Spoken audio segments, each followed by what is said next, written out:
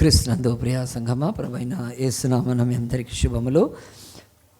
ప్రభు మనల్ని ఈ యొక్క కొత్త సంవత్సరంలో ప్రవేశపెట్టి మొదటి పునరుత్థాన ఆదివార ఆరాధనలోకి దేవుడు నడిపించాడు కనుక ఈ ఆరాధనలో మనందరం కూడా దేవుని ప్రియబిడ్డలుగా ఆయన నామాన్ని ఆరాధించడం మాత్రమే కాదు, ఆయన వాక్యాన్ని కూడా నేర్చుకొని బలపట్టుకు దేవుడు మనకు సహాయం చేయను గాక.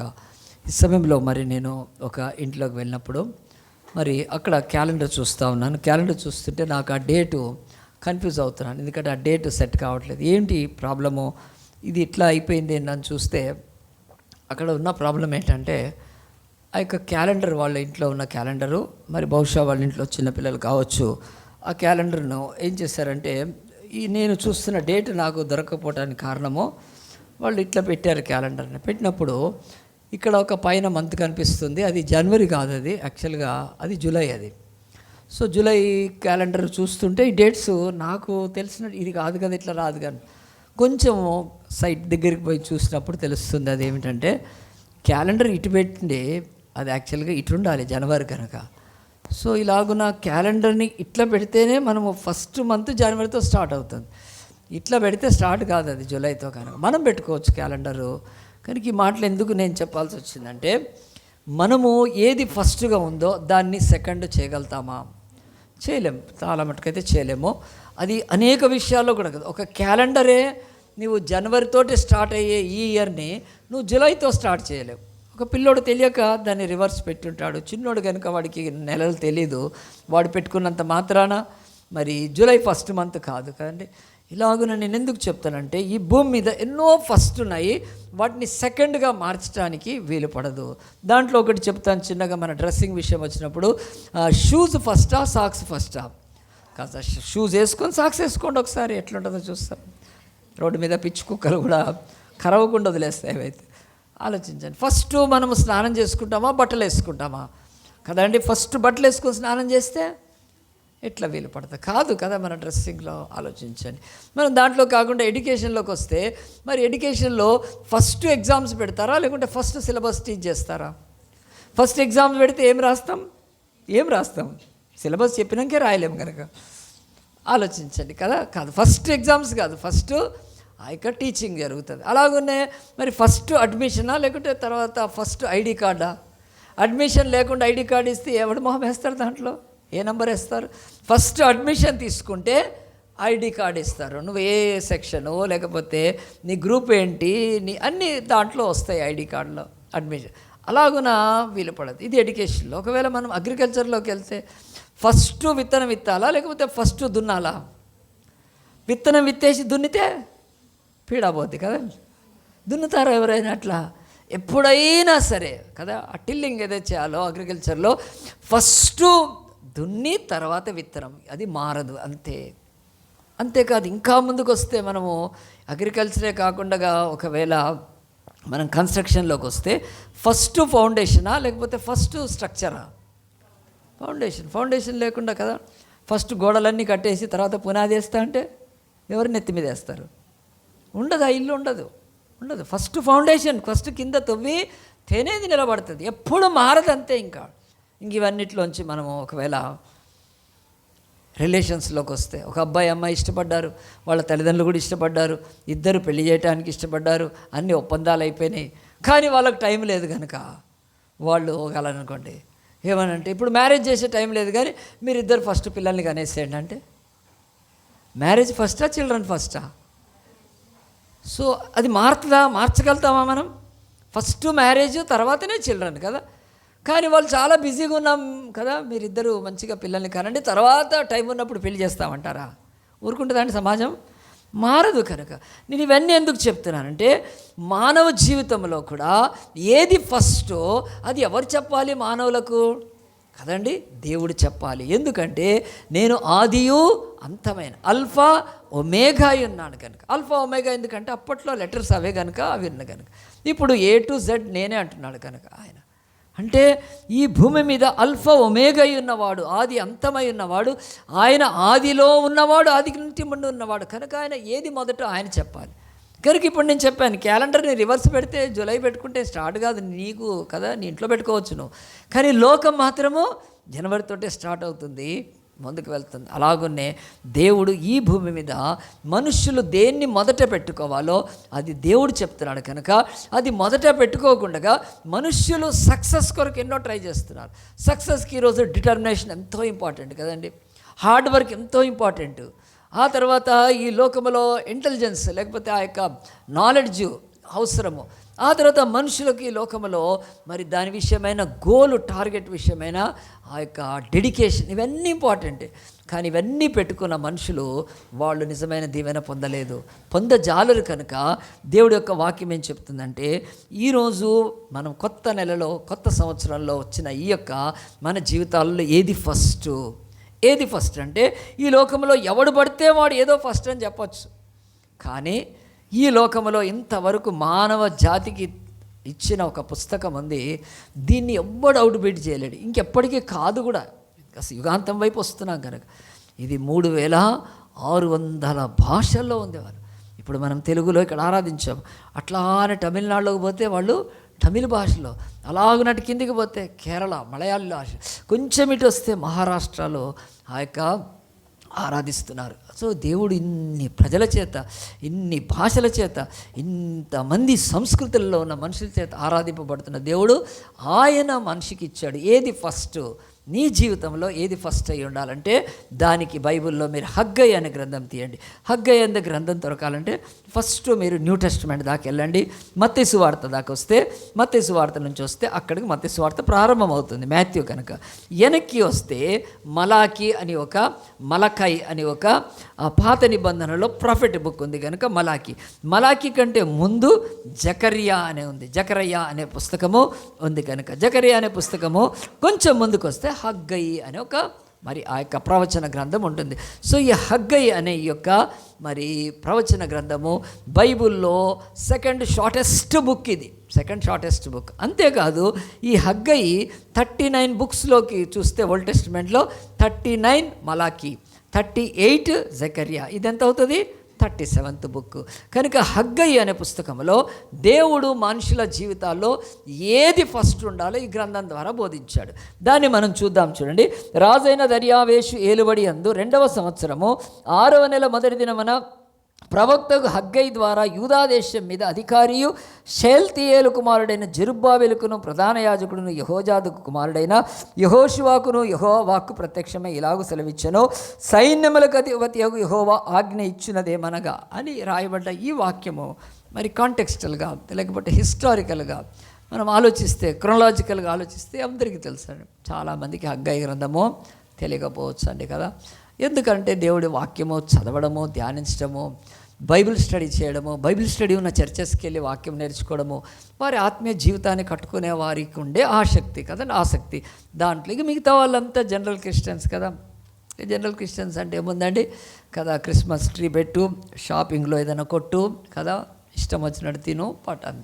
సో ఇలాగున గురి లేని క్రైస్తవుల బతుకుల్లో ఎవరు హగ్గయి గ్రంథం గురించి పెద్ద ధ్యానించరు. కొంతమందికి తెలిసి ఉంటుంది, కానీ తెలియని వాళ్ళు ఎక్కువ మంది ఉంటారు కనుక నేను చెప్తాను. హగ్గయి అనే ఆయన ప్రవక్తను దేవుడు ఎప్పుడు లేపాడంటే ఇశ్రాయేలీయులు అనే ఒక జాతిని దేవుడు ఈ ప్రపంచము పటంలో దాదాపుగా మధ్యగా ఉండే మధ్యధర మెడిటేరియన్ సీ దగ్గర ఒక ఇజ్రాయేల్ అనే ఒక దేశం ఉంది చూడండి, అక్కడ స్థాపించాడు. ఆ దేశాన్ని స్థాపించి ఆ ఇజ్రాయేల్ అనే చిన్న దేశంలో ఆ యొక్క అబ్రహాం సంతానాన్ని నా ప్రజలు ఇశ్రాయేల్ అని చెప్పి వారిని బానిసత్వంలోంచి విడిపించి ఒక రాజ్యంగా స్థాపించినప్పుడు మొదట్లో వాళ్లకు నాయకులుగా ఉన్నారు. మన ఇండియాకు ఫస్ట్ నాయకులు ఎవరండి కదా, గాంధీ, నెహ్రూ అని అందరూ చెప్తారు కదా. అలాగనే ఇశ్రాయేల్ దేశానికి మొదట్లో యెహోషువ, మోషేలు నాయకులుగా ఉన్నారు. వాళ్ళు రాజ్యాన్ని స్థాపించారు. వారి ద్వారా కొద్ది కాలానికి ఆ యొక్క నాయకుల తర్వాత న్యాయాధిపతులు 15 మంది న్యాయాధిపతులు ఈ యొక్క బైబిల్లో ఉన్నారు. వాళ్ళు జడ్జెస్గా వర్క్ చేశారు, ఫుల్ టైం కాదు కానీ జనరల్గా. ఆ 15 మంది న్యాయాధిపతులు అయిపోగానే దేవుడు వాళ్ళకు రాజులను ఇచ్చాడు. వాళ్ళకు ఒక రాజు కాదు, 2 కాదు, 42 రాజులను ఇచ్చాడు. కనుక ఆ 42 రాజులు ఇశ్రాయేల్ రాజ్యాన్ని పరిపాలిస్తున్న కాలంలో ఇశ్రాయేల్ రాజ్యం ఒకసారి 2 ముక్కలు అయిపోయింది. ఆంధ్ర, తెలంగాణ 2 ముక్కలు అయిందా లేదా? భారతదేశానికి స్వాతంత్రం వచ్చినప్పుడు పాకిస్తాన్, ఇండియా డివైడ్ అయిందా లేదా? కొంతకాలం క్రితం నాకు కరెక్ట్ లేదు కానీ నార్త్ కొరియా, సౌత్ కొరియా 2 ముక్కలు అయిందా లేదా? చాలా దేశాల్లో జరిగినాయి ఇలాగున. అలాగునే ఇశ్రాయేల్ దేశం కూడా 2 ముక్కలు అయిపోయింది. రెండు ముక్కలు అయిపోయినప్పుడు పైన ఇస్రాయేల్ అనే నేమ్ అది వాళ్ళకు ఉండిపోయింది. ఇప్పుడు మనకు ఆంధ్రప్రదేశ్ అని ఉంటే ఇప్పుడు ఆంధ్రప్రదేశ్ ఉందా లేదా? ఆంధ్రప్రదేశ్ వాళ్ళకి మిగిలిపోయింది, ఆ స్టేట్స్, ఆ యొక్క డిస్ట్రిక్ట్స్కి. కానీ ఇది తెలంగాణ అయిపోయినట్టుగా దక్షిణ దేశం యూదాగా ఉంది. సో దేవుని ప్రజల యొక్క దేశము రెండు ముక్కలైంది. ఒకే భాష, ఒకే దేవుడు, ఒకే ఆరాధన, ఒకే బలి, అన్నీ ఒకటే, కానీ ఇద్దరు వేరైపోయారు. సో ఉత్తర భాగం ఇశ్రాయేలు, దక్షిణ భాగం యూదా. ఆ రెండు రాజ్యాలు కూడా వాళ్ళు 42 మంది రాజులు వాళ్ళకు.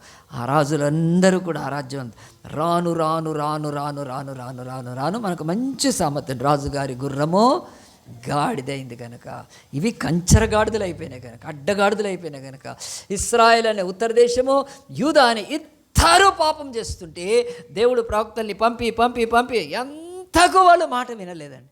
చివరికి దేవుడు అన్నాడు, నా మాట వినలేదు కనుక ఒకనాడు మీ పితరుడైన అబ్రహాముకి నేను ఇచ్చినట్టు, ఒకనాడు మీ పితరుడైన దావీదు సొలొమోనులు ప్రార్థన చేసినప్పుడు నేను చెప్పాను, నేను నా మాట వినకపోతే మిమ్మల్ని దేశాల్లోకి చెదరగొడతానని చెప్పి ఆ మాట నెరవేర్చి దేవుడు ఇశ్రాయేల్ యొక్క 42 రాజుల అంతములో ఇశ్రాయేల్ దేశాన్ని అష్షూరు అనే ఒక దేశానికి, రాజ్యానికి సమర్పించాడు. పెద్ద రాజ్యం వచ్చి ఇశ్రాయేల్ దేశం మీద పడింది, వాళ్ళను చెరలోకి తీసుకెళ్ళిపోయారు.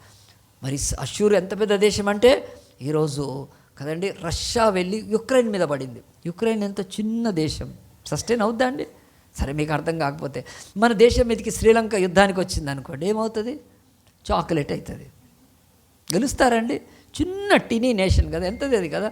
మన యొక్క శ్రీలంక ఎక్కడ, భారతదేశం ఎక్కడ? కనుక వీలు పడదు. అలాగే అష్షూర్ అనే పెద్ద సామ్రాజ్యం లేచి వచ్చి ఇశ్రాయేల్ మీద పడి వాళ్ళందరినీ చెరలోకి తీసుకెళ్ళిపోయారు. దక్షిణ దేశమైన యూదా, అక్క పేరు ఇశ్రాయేల్, చెల్లె పేరు యూదా.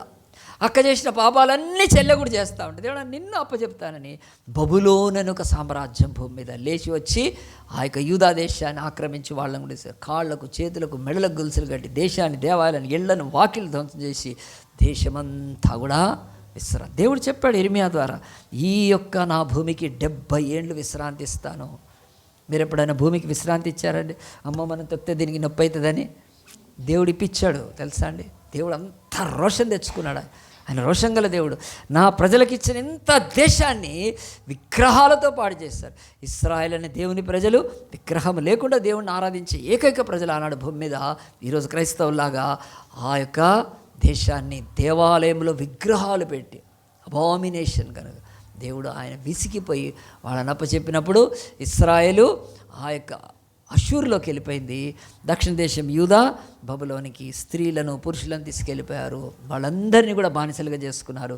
దేశాన్ని తగలబెట్టి నాశనం చేసి వెళ్ళిపోయాక ఆ యొక్క విడవబడ్డ దేశము, వారు తిరిగిన భూమి, నివసించిన ఇల్లు, దున్నిన పొలాలకు 70 ఏండ్లు విశ్రాంతి ఇచ్చాడండి. దేవుడు మన బతుకుల్లో కూడా ఆయనకు అంత క్రోధం కలిగినప్పుడు మన నివాసాలన్నిటికీ కూడా ఇచ్చేస్తాడు, ఆయన రెస్ట్ ఇస్తాడు. గుర్తుపెట్టుకోండి, దేవుడు చాలా మంచి దేవుడు. ఆయన కోపమో మరి మనం రేపకూడదు కనుక ఇశ్రాయేల్ దేశం అలాగున 70 ఏండ్లు వాళ్ళు దేశాన్ని కోల్పోయి వెళ్ళిపోయిన తర్వాత వాళ్ళు ఏం చేశారు తెలుసా అండి? 70 ఏళ్ళ తర్వాత ఇర్మియా ప్రవచన నెరవేర్పును బట్టి వాళ్ళు తిరిగి వచ్చారు. అప్పట్లో కోరేష్ అనే ఒక రాజు, పర్షియా రాజు ఏమన్నాడంటే, దేవుడు అతన్ని ప్రేరేపిస్తే మీరు వెళ్ళండి, మీ దేశానికి వెళ్ళిపోండి అని చెప్పి ఆయన ఆజ్ఞాపించాడు. మీ దేశానికి మీరు వెళ్ళిపోవచ్చు అని చెప్పి. ఇప్పుడు ట్రంప్ ఏమో మన ఇండియన్స్ని ఏం చేస్తున్నాడు, అక్కడి నుంచి ఎల్లగొడుతున్నాడు కదండి. అట్లా కాదు. ఆయన కోరేష్ అనే రాజు ఆ యొక్క యూదులారా మీరు నా దగ్గర ఉంటున్నారు, మీకు దేశం ఉంది కదా, పొండని మంచితనంతో దేవుడి యొక్క ఆత్మచేత, అతడు దేవుడి ప్రేరణ చేత పంపిస్తే అప్పుడు జెరుబ్బాబెల్ అనే ఒక ఆ యొక్క నాయకుడు అతను లేచి ప్రజలందరినీ తీసుకొని యెరూషలేముకి వచ్చాడు, యూదా దేశానికి వచ్చాడు. అప్పుడు రాయబడింది హగ్గై గ్రంథం. వారు వచ్చేసినాక వాళ్ళు తిరిగి వచ్చిన తర్వాత వాళ్ళు ఏం చేయాలి అని అంటే, వాళ్ళు ఏం చేశారంటే, దేవాలయం అక్కడ ఉంది, దేవాలయాన్ని కట్టడానికి జస్ట్ తూతు మంత్రంగా దానికి పునాది వేశారు. వేసి కట్టడం మొదలుపెట్టడానికి అనుకున్నారు, కానీ వదిలేసేసారు దాన్ని వదిలేసి ఏం చేసేసారంటే, వాళ్ళు మెల్లగా 1 సంవత్సరం 2 సంవత్సరాల్లో వారి వ్యాపారాలన్నీ స్థిరపరచుకున్నారు, వారి ఇళ్ళన్నీ మంచిగా కట్టుకున్నారు, వాళ్ళ వీధులన్నీ మంచిగా చేసుకున్నారు, వారి యొక్క పొలాలన్నీ మంచిగా చేసుకున్నారు, వారి పంటలన్నీ మంచిగా చేసుకున్నారు. ఇవన్నీ మంచిగా చేసుకుంటూ ఉన్నారు. కానీ వాళ్ళు ఒక్కటి మర్చిపోయారు. అదేమిటంటే దేవుని ఆలయాన్ని కట్టడం మర్చిపోయారు. దేవుడు హగ్గై ద్వారా మాట్లాడుతాడు, ఓ ఇశ్రాయేలారా, మీ బ్రతుకుల్లో ఫస్ట్ ఏముండాలి? మీరు నన్ను వదిలిపెట్టినందుకు, నా నామాన్ని వదిలిపెట్టినందుకు, నా నామాన్ని హీనపరిచినందుకు, అన్య రాజ్యాల మధ్యలో నిజమైన యెహోవా దేవుడి యొక్క రాజ్యాన్ని మీరు, అందుకనే కదా మీరు చెరలోకి వెళ్ళిపోయారు, అందుగురించే కదా మీరు బందీలైపోయారు, అందుగురించే మీ పిల్లలు మీ కుమార్తెలు అందరూ కూడా బానిసలైపోయారు, మీ దేశము సొత్తు అన్నీ పోగొట్టు. ఇప్పటికైనా మీరు తిరిగి వచ్చినాక ఏం చేయాలి? ఫస్ట్ దేవుడి వైపు తిరగాలి, దేవుడి నామాన్ని స్థాపించుకోవాలి, దేవుడి మందిరాన్ని కట్టాలి, దేవుడికి బలులు అర్పించాలి, భక్తిలోకి రావాలి, విశ్వాసంలోకి రావాలి, నీతిలోకి రావాలి, పరిశుద్ధతలోకి రావాలి, విగ్రహారాధన వదిలిపెట్టాలి, అన్యుల ఆచారాలు వదిలిపెట్టాలి. అనే కదా 70 ఏళ్ల తర్వాత తిరిగి వస్తే మీరు ఏం చేస్తున్నారు? చక్కగా మీ ఇల్లు మీరు కట్టుకుంటున్నారు, మీ యొక్క పనులు మీరు చేసుకుంటున్నారు.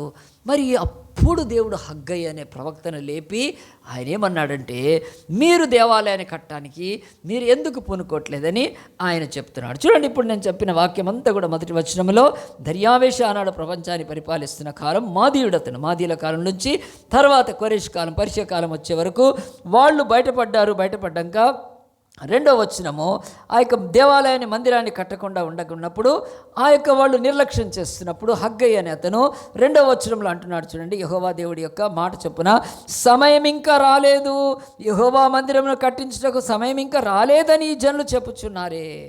దేవుడు చెప్తున్నాడు, మీరు వచ్చి దేవాలయాన్ని కట్టాల్సింది, మీరు దేవాలయంలో బలులు ప్రారంభించాల్సింది, మీ భక్తిని ప్రారంభించుకోవాల్సింది, మీరేం చేస్తున్నారు? నేను అడిగితే ఇంకేమంటున్నారు? సమయం ఇంకా రాలేదు. సో ఈరోజు మనుష్యులు మొదటి స్థానాన్ని దేవుడికి ఇవ్వక, ఆయన మందిరానికి ఇవ్వకుండా దానికి చెప్పే 3 సంగతులు ఉన్నాయి. అవి నేను చెప్పి ముగిస్తాను. మొట్టమొదటిది, దేవుడు అంటున్నాడు వాళ్ళు సమయం ఇంకా రాలేదు అని ఎందుకు చెప్తున్నారు ఆ మాట? They want to say excuses, అంటే వాళ్ళు సాకులు చెప్తున్నారు. సమయం ఇంకా రాలేదంటే ఎవరికి చెప్తున్నారు? ఇక హగ్గైతో పాటు దేవుడు కూడా చెప్తున్నాడు, దేవా ఇంకా సమయం రాలేదు, నీకు తెలుసు మాకు తెలుసు. ఎందుకో తెలుసా? వీళ్ళు రిటర్న్ వచ్చిన తర్వాత మొదట్లో ఆ మందిరాన్ని కట్టడానికి ప్రారంభించారండి, స్టార్ట్ చేయగానే ఈ బైబిల్లో ఉన్న ఆ యొక్క వేరే పుస్తకాలంతటి సంగ్రహం తీసుకుంటే, సమరయులు వచ్చి ఏం చేశారంటే మేము కూడా హెల్ప్ చేస్తామన్నారు. సమరయులు అంటే వాళ్ళు యూదులే, కానీ సమరయులు వచ్చి సహాయం చేస్తా అంటే అప్పుడు యూదులు అన్నారు, మీరు చేయనొద్దు, మీరు ముట్టుకోవద్దు, మీరు అపవిత్రులు, మీరు ఆ యొక్క పనికి మాలినోళ్ళు, మీరు అంటరానోళ్ళు, కనుక మీరు ఈ పనిని చేయటం. వాళ్ళు అన్నారు, మేము యూదులమే కదా, మాకు దేవుడే కదా, మేము కూడా మందిరాన్ని కడతాం. అస్సలు కట్టడానికి వీల్లేదని చెప్పి వాళ్ళు ఏం చేశారు? సమరయులు ఇట్లా కాదని చెప్పి వాళ్ళు సమరయులు వెళ్ళి పర్షియా రాజ్యానికి వెళ్ళి అక్కడ రాజు దగ్గర లాబింగ్ చేయడం మొదలుపెట్టారు. మేము మందిరం కట్టడానికి మేము కూడా అంటే మేము కట్టడానికి మాకు ఆ ఛాన్స్ ఇవ్వాలి. వాళ్ళు ఏం చెప్తే అక్కడి నుంచి ఆ యొక్క రాజ ఆజ్ఞలు లేకపోతే అక్కడ అధికారులు వాళ్ళు రావడంతో అయిపోయింది, వర్క్ ఆగిపోయింది. ఇప్పుడు వీళ్ళిద్దరి మధ్యలో పంచాయతీలు అది ఎట్ట కడతారు? అలాగునని చెప్పి యూదులు ఏం చెప్తున్నారంటే, ఇదిగో సమయం ఇంకా రాలేదు, ఒకవేళ సమయం వచ్చి ఉంటే అలాగున ఈ యొక్క పని ప్రారంభమై ఆగిపోయేది కాదు, ముందుకు వెళ్ళేదని చెప్పి వాళ్ళు పచ్చి సాకు చెబుతూ వాళ్ళు దేవుడి ఎదుట ఉన్నారు. ఈరోజు మొట్టమొదట మన బ్రతుకుల్లో కూడా మన జీవితాల్లో మొదటి స్థానం దేవుడికి ఇవ్వకుండా, మొదట దేవుడి పనికి మనము సమర్పించుకోకుండా, మొదటి దేవుడి కార్యాలకు మనం స్థలం ఉంటాయని మనం చెప్పేది ఏంటి తెలుసా అండి?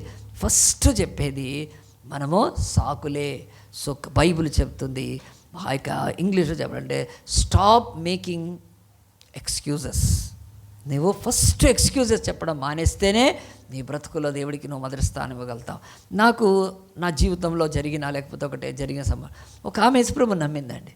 నమ్మి మంచిగా ప్రార్థనకు వస్తుంది, ఆరాధనకు వస్తుంది, అంత మంచి విశ్వాసం కూడా బాగుంది, అన్నీ బాగున్నాయి. కానీ ఆమె బాప్తిసాల టైం వచ్చినప్పుడల్లా దాటేస్తుంది. ఏమంటే తెలుసా, పాస్టర్ నేను ఇప్పుడు బాప్తిసం తీసుకోలేను. ఎందుకమ్మా బాప్తిసం తీసుకుంటే నా కూతురు పెళ్ళి కావాలి, నేను ఒకవేళ బాప్తిసం తీసుకున్నాను నా కూతురికి సంబంధాలు రావు, పెళ్ళి కాదని చెప్తే ఆమె ఏం చెప్తుంది? దాటేసేసింది. ఇప్పుడు సాగు దీని మీద పెట్టింది కూతురు. సరే నిజమేలే కదా, మరి తను యేసుప్రభు నమ్ముకుంటే మరి వాళ్ళు సంబంధం వస్తుందా, వాళ్ళకి రాదు. సరే అట్లే ఉంది. కొన్ని రోజుల తర్వాత ఆ కూతురు పెళ్ళి అయిపోయిందండి. చూసారు సంబంధం. కూతురు పెళ్ళి అయిపోయాక మళ్ళీ బాప్తిసాల సమయం వచ్చినప్పుడు మళ్ళీ ఆమె ఏం చేస్తుందంటే వాయిదా వేస్తుంది. ఆ పాస్టర్ కూతురు పెళ్ళి అయితే అయిపోయింది, కానీ ఇప్పుడు మా అల్లుడికి లేకపోతే మా యొక్క వియంకులకు నేను చర్చికి వెళ్తానని తెలియదు, ఒకవేళ తెలిస్తే మాత్రం వాళ్ళని చేసి కనుక ఇప్పుడు నేను బాప్తిసం తీసుకోవడమో అని చెప్పి మళ్ళీ చెప్పి ఇదిగో ఇప్పుడు అల్లుడు లేకపోతే ఇంటి వాళ్ళకి తెలిస్తే ఎక్కడ కూతురుని వదిలేస్తారో, ఎక్కడ కూతురుని తిరిగి పంపించే ఏదో ఒక భయం ఆమెను ఆవరించి ఆమె మళ్ళీ వాయిదా వేసేసింది. దేని సాకు చెప్పింది? వియ్యంకుల సాకు, అల్లుడు సాకు. కొన్ని రోజుల తర్వాత అలాగైపోయింది. కొన్ని రోజుల తర్వాత ఆ అమ్మాయి ఆ యొక్క జంటకు ఆమె ప్రెగ్నెంట్ అయిన తర్వాత మరి చక్కగా దేవుడు ఫలం ఇస్తున్నాడు కదా, నువ్వు రక్షణ పొందడానికి లేదు అని. ఎందుకు అనంటే, ఒకవేళ బిడ్డ పుడితే ఆ బిడ్డను ఉయ్యాల్లో వేస్తారు 21 దినమున, నన్ను ఎత్తుకొనియారు నేను యేసు ప్రభువుని నమ్ముకుంటే, నన్ను ఎత్తుకొనియారు అంటారని దానిలో చేస్తారు. వద్దు పాస్టర్, నేను ఆ బిడ్డకు పుట్టినాక నేను బాప్తిసం తీసేసుకుంటాను అని చెప్పి మళ్ళీ సాకు చెప్పి ఆ బిడ్డ నిజమేనండి కొన్ని రోజులకు ఆ యొక్క కూతురికి డెలివరీ అయింది. చక్కగా మనవడు చక్కగా ఉండి ఆమె మరి ముందుకు ఇప్పుడు అయిపోయింది కదా, అన్నీ అయిపోయినాయి, ఇంకా సాకులేమి అని మంచిగా రక్షణ పొందడానికి అనుకుంటే కాలేదండి. ఆ టైంలో ఏమైంది తెలుసా అండి, ఆ పిల్లోడిని తొట్టిల్లో వేసినాక వారం రోజుల తర్వాత ఆ యొక్క ఉయ్యాల్లో వేసినాక ఆ బిడ్డ సిక్ అయిపోయాడు.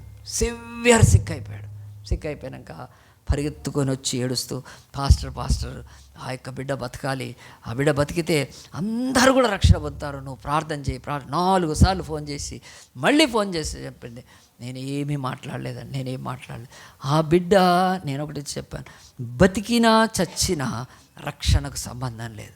నువ్వు పచ్చి సాకులతో బతుకుతున్నావు. నీకు దేవుడిచ్చే రక్షణ, దేవునికి మొదటి స్థానం ఇవ్వటానికి ఇష్టం లేదు. నేనేం చేసేది లేదు. ఇది ఎందుకు వచ్చిందో కూడా నాకు తెలియదు. నేనైతే ప్రార్థన చేస్తాను కానీ ప్రార్థన చేస్తే ఆ బిడ్డ చచ్చిపోయిన తర్వాత ఆమె చర్చి కూడా రావట్లేదు. నేను చెప్పాను, ఈరోజు నీకు సాకు చెప్పటానికి ఏదో ఒకటి తీసుకోవడమే తప్ప దేవుడికి ప్రథమ స్థానం ఇవ్వని వాళ్ళందరి బ్రతుకుల్లో అయితే వాళ్ళు పచ్చి ఎక్స్క్యూజెస్ చెప్తున్నారు. ఇంకా సమయం రాలేదు. చాలామందికి ప్రార్థనకు రమ్మంటే కదా, ఈరోజు పిల్లలు ఇంటి దగ్గర ఉంటారు, నేను రాలేను. నేను ఆరాధనకు రమ్మంటే నాకు బంధువులు వస్తున్నారని చెప్పి కదా, నువ్వు బైబిల్ చదవమంటే నాకు వేరే పుస్తకాలనే చదవటానికి, నువ్వు ప్రార్థన చేయమంటే ఏదో సాకులే తప్ప జీవితంలో మొదటి స్థానం దేవుడికి ఇవ్వని వారంతా హగ్గై గ్రంథం ద్వారా మాట్లాడుతున్నాడు. ఫస్ట్ స్థానము దేవుడికి ఇవ్వాలని బైబిల్లో ఆయన అంటున్నాడు, యూదులారా మీ బ్రతుకుల్లో, ఇశ్రాయేలులారా మీరు చెరకెళ్ళిపోయి 70 ఏళ్ళ తర్వాత కూడా నా నామానికి, నా సన్నిధికి, నా మందిరాన్ని ఇట్లా మీకు శ్రద్ధ లేదంటారు. ఇక్కడ కూర్చుని అందరం పరీక్షించుకోండి అండి, మీరు ఎన్నిసార్లు సాకులు చెప్తున్నారు కనుక కదా. నీకు కరెక్ట్గా ప్రార్థన చేసే టైంకి ఫోన్ వస్తుంది, ఇంపార్టెంట్, ఎవరు ఆ ఫ్రెండ్, వాళ్ళతో మాట్లాడడమే నీకు ఇంపార్టెంట్. కానీ ప్రార్థన చేసుకుంటే ఏం చేయి, ప్రార్థన చేస్తూ నీ ఫోన్ ఆన్ చేసి పెట్టు వాళ్ళకు కదండి. నేను ఇక్కడికి వచ్చి మందిరంకి వచ్చినాక కూడా చేస్తుంటే ఎవడో ఒకడు ఫోన్ చేస్తాడు, ఆన్ చేసి పెడతా వాడికి, ఆడు పాటలన్నీ వింటాడు, ఆడు ఎత్తేది ఏం లేదు, అంతే వింటాడు కన్నా. ఎవరికండి దేవుడికి ఇవ్వ సమయం కనుక. సాకులు చెప్పాలంటే ఎన్నో సాకులు చెప్పుకోవచ్చు, కానీ దేవుడికి ప్రథమ స్థానం ఇస్తే, మొదటి స్థానం ఇస్తే చెప్పమండి. కానీ ఇశ్రాయేలీలు ఆ రోజు వాళ్ళ యొక్క బ్రతుకులో వాళ్ళు సాకులు చెప్పేవాళ్ళుగా ఉన్నారు కనుక ఎవ్వరు సాకులు చెప్తారో వాళ్ళు ఎప్పుడు దేవుడిని ప్రథమ స్థానంలో పెట్టుకోలేరు. ఎప్పుడు కూడా వాళ్ళు దేవుడికి మొదటి స్థానాన్ని ఇవ్వలేరు. ఎప్పుడు కూడా వాళ్ళ యొక్క మందిరమైన ఈ ఆత్మీయ జీవితాన్ని కట్టుకోలేరు. కనుక బైబిల్లో ఇది మొదటిది. రెండవది చూడండి, ఆ యొక్క సాకులే కాకుండా దేవుని యొక్క సన్నిధిలో 2వ వచనం తర్వాత ఇంకా ముందుకు వెళ్దాం. చూడండి, సమయం ఇంకా రాలేదు, యెహోవా మందిరంలో కట్టించుటకు సమయం ఇంకా రాలేదని జనులు చెప్పుచున్నారే. అది 3వ వచనం. అందుకు యెహోవా వాక్కు ప్రత్యక్షమై ప్రవక్త హగ్గై ద్వారా సెలవిచ్చినదిగా, ఈ మందిరం పాడై ఉండగా మీరు సరంబి వేసిన ఇండ్లలో నివసించుటకి ఇది సమయమా? మందిరమేమో పాడైపోయింది, మందిరాన్ని కట్టట్లేదు, తిరిగి వచ్చారు, మందిరం విషయం శ్రద్ధ లేదు మళ్ళీ. కానీ మీరేం చేశారు? సరంబి వేసిన ఆ యొక్క గృహాలలో, ఇండ్లలో నివసిస్తున్నారు. ఈ మాట తెలుగు మాట కాదండి, ఇది నేను కొంచెం రీసెర్చ్ చేస్తే ఇది ఇండోనేషియా వాళ్ళ భాషలో, మలయా భాష ఉంది కదా, మలేషియా, ఆ భాషలో, ఆ యొక్క ఇండోనేషియా వాళ్ళ భాషలో సరంబి అంటే అది రూఫ్ కనుక, ఒక రాఫ్టర్స్ ఉంటాయి, దాని మీద చెక్కతో మంచిగా రూఫ్ వేస్తారు. ఇప్పట్లో ఇవన్నీ వచ్చేసినాయి, కానీ కనుక ఈ బైబిల్ ట్రాన్స్లేట్ చేసినప్పుడు మలయా భాషలో నుంచి బహుశా తెలుగు భాషలోకి ఎన్నో వచ్చాయండి. తెలుగు భాషలోకి ఎన్నో వేరే భాషల యొక్క మాటలు, పదాలు చేర్చబడతాయి, భాషలు అవి ఆవిర్భవించినప్పుడు. అట్లా ఈ సరంబి అనే మాట వచ్చింది. సో సరంబి అంటే మంచి రూఫ్, ఆ రాఫ్టర్స్ పెట్టి ఇట్లా స్లోప్ తోటి వేసి, అంటే మీరు మందిరమేమో శిథిలాల్లో ఉంటే, మీరేమో ఇళ్ళు మీకు కట్టబడక ఏదో పూరి గుడిసెల్లో, ఏదో ఇరిగిపోయిన, ఆ యొక్క కూలిపోయిన వాటిలలో నివసిస్తూ, అయ్యో ప్రభా మేము కట్టలేకపోతున్నాం నీ మందిరాన్ని అని కాదు, మీరేమో మంచి నివాసాల్లో నివసిస్తున్నారు, దేవుడి మందిరమో శిథిలాల్లో. దీనికి కారణం ఏంటి? రెండవది సెల్ఫిష్నెస్. మొదటిది సాకులు, రెండవది స్వార్థము. స్వార్థపరులు ఎవ్వరు కూడా దేవునికి మొదటి స్థానం ఇవ్వలేరు. స్వార్థపరులు ఎవ్వరు కూడా ఈ లోకంలో దేవుడికి ఆ యొక్క ప్రథమ స్థానం ఇవ్వలేరు. ఎందుకంటే వాళ్ళు ఫస్ట్ అన్నీ వాళ్ళకు కనుక దేవుడు అంటున్నాడు, మిమ్మల్ని ఎక్కడి నుంచో చెర నుంచి నేను తీసుకొని వస్తే దేశాన్ని కోల్పోయి సమస్తాన్ని కోల్పోయిన మీకు మళ్ళీ మీ స్వస్థలాన్ని, మీ పొలాలను, మీ పంటలను, మీ స్వాస్థ్యాన్ని, మీ ఇండ్లను అన్నీ ఇచ్చానే, కానీ నా మందిరాన్ని కట్టడానికి కాక వీళ్ళు మంచిగా కట్టుకున్నారా? ఇది కదా మీలో స్వార్థం అని దేవుడు చెప్తున్నాడు. ప్రియ దేవుని బిడ్డలారా, మనందరం ఆలోచిస్తే మనం కూడా దేవుడి యొక్క పనుల గురించి ఎప్పుడైనా కానీ స్వార్థము అడ్డొస్తుంది. దేవుడికి ఇచ్చే విషయంలో ఇది మనకు కావాలి, దేవుడికి ఇస్తే మంది ఇంకో మనం కాకపోతే ఎవడో ఇస్తాడులే, ఇలాగున స్వార్థంతో బతుకుతున్న అనేకుల విషయంలో ఈ బైబిల్ ఒకటి మాట్లాడుతుంది. అదేమిటో తెలుసా? యేసు ప్రభువు ఆయన ఈ లోకానికి వచ్చాడు, జన్మించాడు. ఆయన ఎక్కడ జన్మించాడు కదండి? యేసు ప్రభు గుజరాత్లో జన్మించాడా? కాదు కదండి. కదా, మిరియాలగూడలో జన్మించాడా? లేదు. కాలిఫోర్నియాలో జయించాడు. ఎన్నో పేర్లు కదండి ప్రపంచంలో చెప్తున్నాను నేను. యేసు ప్రభు ఆయన ఎక్కడ పుట్టాడో మనం లూకాసు వార్త 2వ అధ్యాయం తీద్దాం. చూడండి, లూకాసు వార్త 2వ అధ్యాయం తీసినప్పుడు కొంతమంది పశువుల కాపరులు వారి యొక్క మందలను, వారి గొర్రెలను లేకపోతే పశువులను కాచుకుంటూ ఉన్నారు. రాత్రి వేళ ఆకాశం నుంచి సడన్గా ఒక దూత బయలుదేరి వారి మధ్యలోకి వచ్చింది. మధ్యలోకి వచ్చి ఆ దూత ఏమన్నాడో చూడండి, 8వ వచనంలో, ఆ దేశంలో కొందరు గొర్రెల కాపరులు, లూకాసు వార్త 2:8, లూకాసు వార్త 2:8, ఆ దేశంలో కొందరు గొర్రెల కాపరులు పొలంలో ఉండి రాత్రి వేళతో మందను కాచుగా ప్రభువు దూత వారి ఎదుగు వచ్చి నిలిచెను. ప్రభువు మహిమ వారి చుట్టూ ప్రకాశం, వారు మిక్కిలి భయపడితే, అయితే ఆ దూత భయపడకూడదు, ఇదిగో ప్రజలందరికీ కలుగు మహాసంతోషం స్వార్థమానము నేను మీకు తెలియజేస్తున్నాను, దావీదు పట్టణమందు నేడు రక్షకుడు మీ కొరకు పుట్టి ఉన్నాడు అని. దానికి ఇదే ఆనవాలు. ఒక శిశువు పొద్దుగొడుతూ మీరు చూస్తారు. ఎక్కడ పుడతాడని చెప్పాడు? దావీదు పట్టణం ఎక్కడుంది కదండి?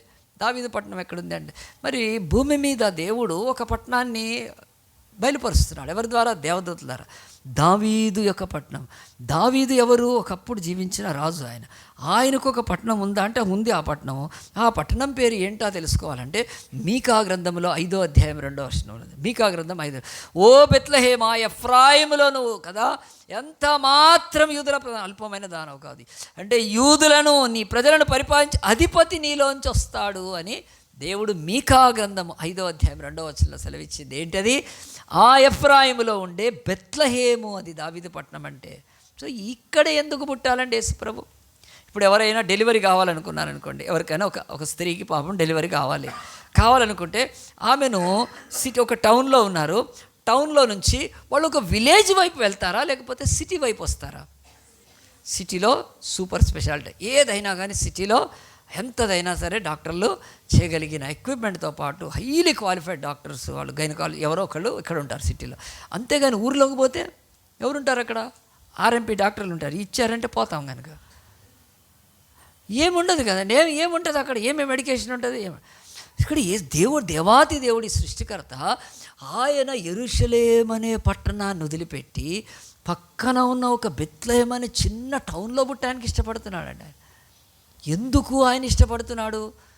ఈరోజు ఎవరైనా పెద్దవాళ్ళు మహాపట్నాలలో ఒక అవకాశం ఉంటే అక్కడ కోరుకుంటారు, కానీ దేవాతి దేవుడు, పరలోకపు దేవుడు, ఆయన దైవ కుమారుడు యెరూషలేము అనే పెద్ద పట్టణం ఆ రోజు ప్రపంచంలో అది ఒక సెంటర్ అన్నాడు కనుక కాకుండా ఎక్కడో మారుమూల బెత్లెహేములో పుట్టా అంటే దానికి ఒక కారణం ఉంది. అదేంటో తెలుసా అండి?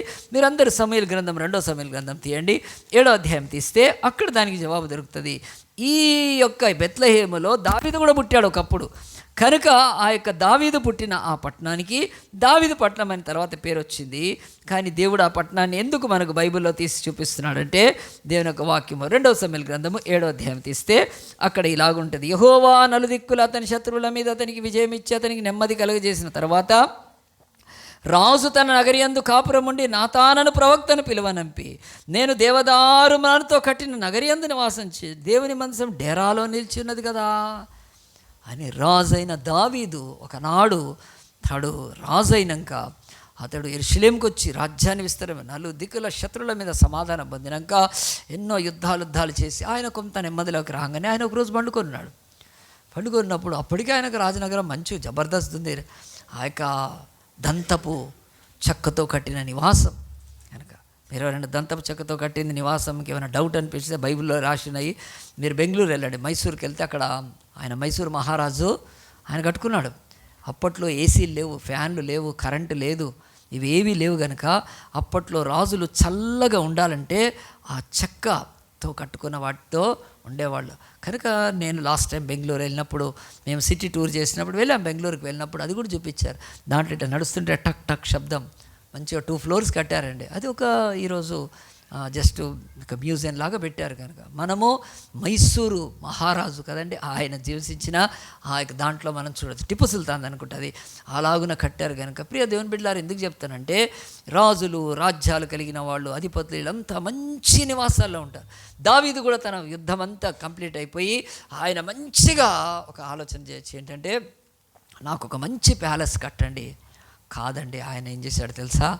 తను ఒక్కసారి తన యొక్క దేవుడి ఆలయం చూస్తే అది గుడారాల్లో ఉంది. అది అప్పట్లో ట్యాబర్నెకల్, ఆ యొక్క మరి తెరలతో కట్టిన కదండి. ఇప్పుడు ఇది ఎట్లా ఉంది, అట్లా తెరలతో ఉన్నప్పుడు ఆయన తన పరుపు మీద నుంచి లేచి కింద పండుకొని ప్రార్థన చేసుకున్నాడు. ప్రభువా, నీవు గుడారాలలో ఉంటే నేను పట్టపు ఈ యొక్క పడకల మీద ఈ యొక్క మరి వస్త్రాలు కలిగిన, ఈ యొక్క పట్టు వస్త్రాలు కలిగిన ఈ యొక్క నగరిలో నేను నివాసం చేయను, నీకు ఒక మందిరాన్ని కట్టుకుంటానన్నాడు. లేచి నాతాను పిలిచి అడుగుతున్నాడు. అది ఇది భారతంలో కనుక ఆలోచించండి. తర్వాత దేవుని ఆలయాన్ని కట్టడానికి అతను అడుగు వేస్తే దేవుడు అన్నాడు, వద్దు, నీ కుమారుడితో నేను కట్టిస్తాను, తర్వాత కట్టించుకున్నాను. కానీ ఇక్కడ భావం ఏమర్థం చేసుకోవాలండి? ఎందుకు యేసు ప్రభు ఎవ్వరి పట్టణాల్లో పుట్టలేదండి. ఆయన నజరేతులో పుట్టలేదు, కపెర్నహూము అని అట్లా ఎన్నో ప్రాంతాలు ఉన్నాయి, యూదా ప్రాంతాల్లో ప్రాముఖ్యమైనవి ఉన్నాయి. కర్మేలు కొండ మీద ఏలియా, అక్కడేం పుట్టలేదు. కనుక చాలా ప్లేసెస్ ఉన్నాయి. కానీ దావీదు ఎందుకంటే తన బ్రతుకులో నా నివాసం కొరకు ఆలోచించిన ఆయన ఇంటిలోనే పుడతానని గట్టిగా చప్పట్లు కొడదామా? దేవుడు ఎంత మంచి మనసు చూడండి. సో అలాంటి దావీదు యొక్క మరి నామమున ఆ యొక్క గొప్ప ప్రజలుగా పిలువబడుతున్న ఇశ్రాయేలీలు ఒకనాడు ఆ యొక్క బబులోను నుంచి చెరలోంచి వచ్చినాక ఎవ్వడు కూడా ఇల్లు పట్టించుకోవట్లేదు. దేవుడి ఆలయం, దేవుని మందిరం విషయంలో ఆలోచించండి. ఈరోజు ఎంతమంది ఈరోజు తమ స్వార్థముతో దేవుడి మందిరాన్ని పట్టించుకోరండి. ఇప్పుడు అనుకుందాం, మన ఇంటిలో ఒక కరకరకర శబ్దం వస్తుందంటే ఏదన్నా, దాన్ని ఏం చేస్తామండి మనం? ఇమ్మీడియట్గా ఏదైనా ఆయిల్ కానీ గ్రీస్ కానీ తీసుకొచ్చి పెడతాం. ఆ డోర్ ఇప్పుడు 6 నెలల నుంచి ఉందండి, సంవత్సరం నుంచి ఉంది. ముట్టుకున్న నాదులు లేడండి, ఇంక్లూడింగ్ లీడర్స్ కూడా దాని వైపు చూడట్లేదు తెలుసా అండి. అది ఇరిగిపోవాల్సింది. అది నాకు టైం లేక ఇన్ని పనులకు ఉండి నేను మొన్న చేయించాను. దాంట్లో కనీసం ఒక ఆయిల్ చుక్క కూడా వేసింది లేదండి. పాపం ఆ కరుణ చేస్తుంది, ఆ పిల్లకు వర్క్ చాలా మంచి కరుణ తెచ్చి ఆయిల్ వేసేది తెలుసా దాన్ని. ఇంకెవ్వడికి పట్టలేదండి. చర్చిలో వచ్చి ఒక మాల్కి వచ్చినట్టు వెళ్ళిపోతారు, ఒక స్టేషన్కి వచ్చినట్టు వెళ్ళిపోతారు చర్చి. ఇది ఈరోజు తెలుసా అండి.